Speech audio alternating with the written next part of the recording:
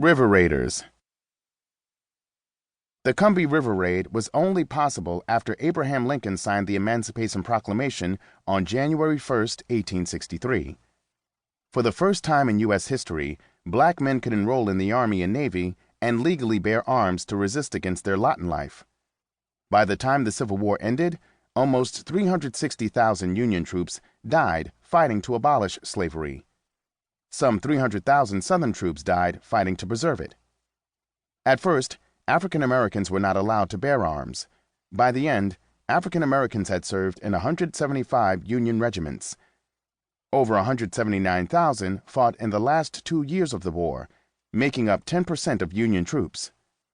Nearly 40,000 died in combat, paying the ultimate price.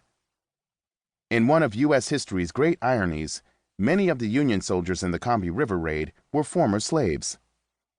Burning and pillaging the estates that had enchained them for decades was a sweet revenge, a long time coming.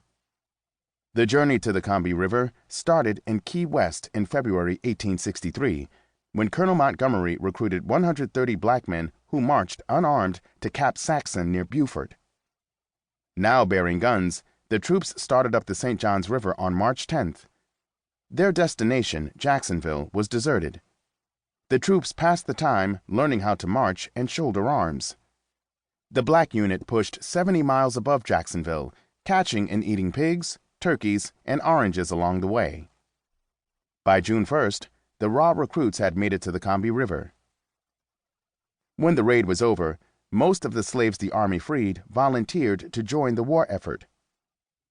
The Combahee River Raid was the first time Americans heard about the legend of Harriet Tubman.